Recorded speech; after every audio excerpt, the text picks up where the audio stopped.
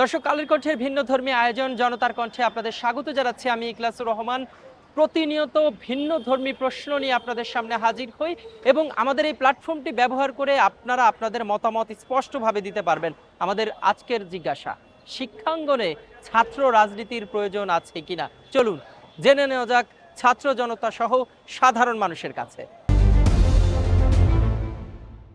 এটা খুবই একটা ক্রিটিক্যাল কোশ্চেন এই বর্তমান সময়ের প্রেক্ষাপটে, কিন্তু যদি আমি এক কথায় আনসার দেই তাহলে অবশ্যই ছাত্র রাজনীতি জরুরি।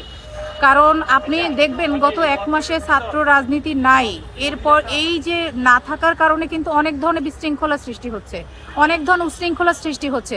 নামে মাত্র ছাত্র রাজনীতি নাই, কিন্তু ভিতরে এই ছাত্র রাজনীতির ট্যাগের বাইরা যে সকল ছাত্ররা যে বিশৃঙ্খলা তৈরি করতেছে, উশৃঙ্খলা তৈরি করতেছে, এই ড্রাইভারকার। এবং আমি আরো একটা কথা বলতে চাই, ছাত্ররাই তো আসলে এই সরকারকে একটা নতুন বিগত আমি আরো একটা কথা বলতে চাই, ছাত্ররাই কিন্তু বিগত স্বৈরশাসক সরকারকে সরিয়ে একটা দেশকে স্বাধীন করেছে। তারাও তো ছাত্র এবং তারাও তো ছাত্র রাজনীতির সাথেই জড়িত কোনো না কোনোভাবে, হয়তো কোনো দলীয় ট্যাগ নাই, কিন্তু ছাত্ররা ছাড়া একটা শিক্ষাঙ্গন যেমন সম্পূর্ণ হতে পারে না, ছাত্র রাজনীতি ছাড়াও সম্পূর্ণ হতে পারে না। আমি আরো মনে করি যে যদি ছাত্র রাজনীতি যদি আসলে বন্ধ হয়ে যায় তাহলে বিশৃঙ্খলা এবং উশৃঙ্খলাটা বাড়বে।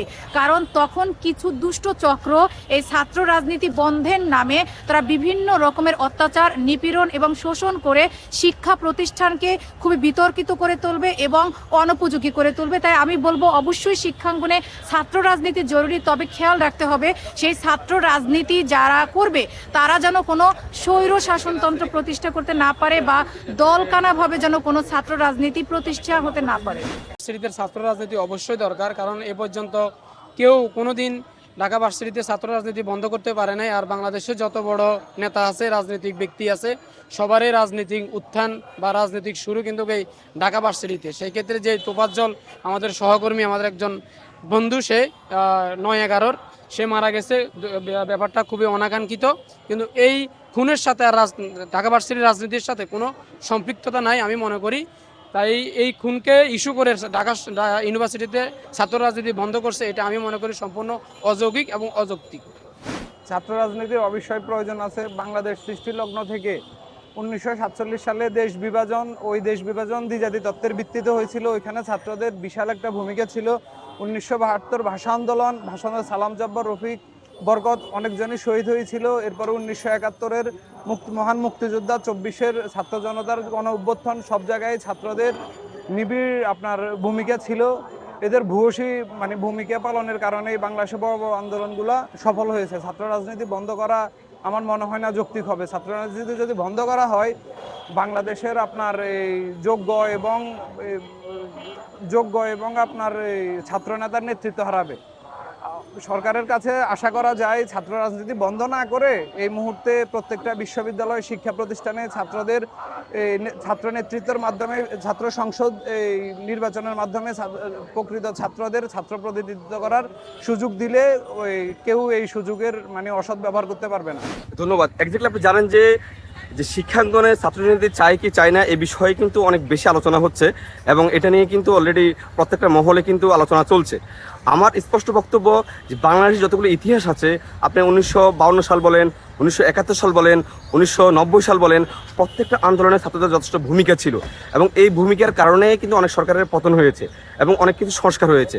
তো আমি এই মুহূর্তে মনে করি শিক্ষা আঙ্গনে ছাত্র রাজনীতি খুবই প্রয়োজন।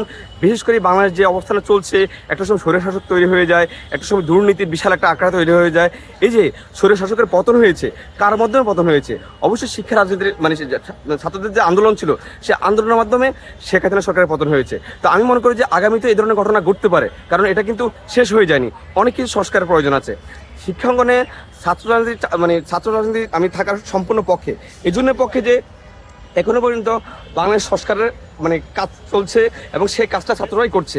যদি ছাত্ররা যদি এই কাজ করে থাকে তাহলে মনে করতে হবে এখানে রাজনীতি হচ্ছে। কারণ দেশের পরিবর্তনে, দেশের সংস্কারের জন্য, রাষ্ট্র সংস্কারের জন্য একটি রাজনীতি প্রয়োজন এবং সেই রাজনীতিটা এখন সমন্বয়ক বিন্দুরা করছে। যেহেতু সমন্বয়ক বিন্দুরা করছে, রাজনীতির একটা অংশ এবং তারা ছাত্র, তাহলে কেন শিক্ষাঙ্গনের ছাত্র থাকবে না? আসলে নিষিদ্ধ করা তো কোনো সমাধান নয়।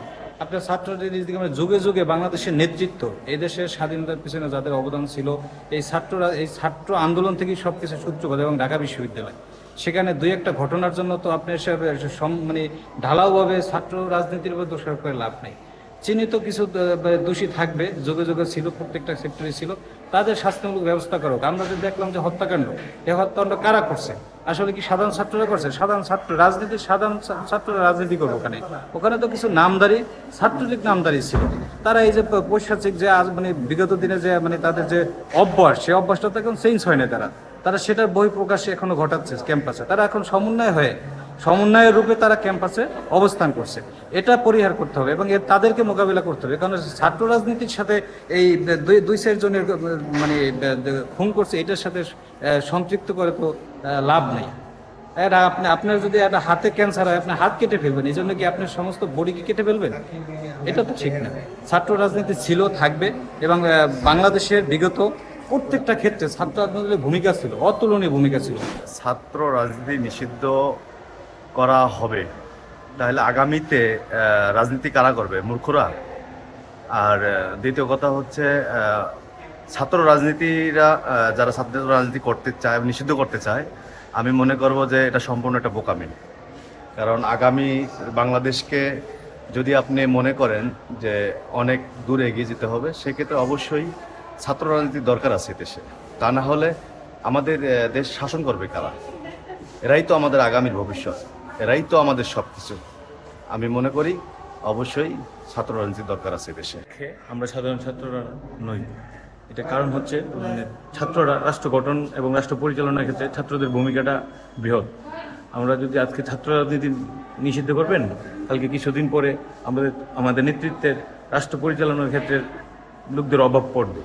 সে কারণে আমরা চাই না রাষ্ট্র মানে অন্তত ছাত্র রাজনীতি বন্ধ হোক।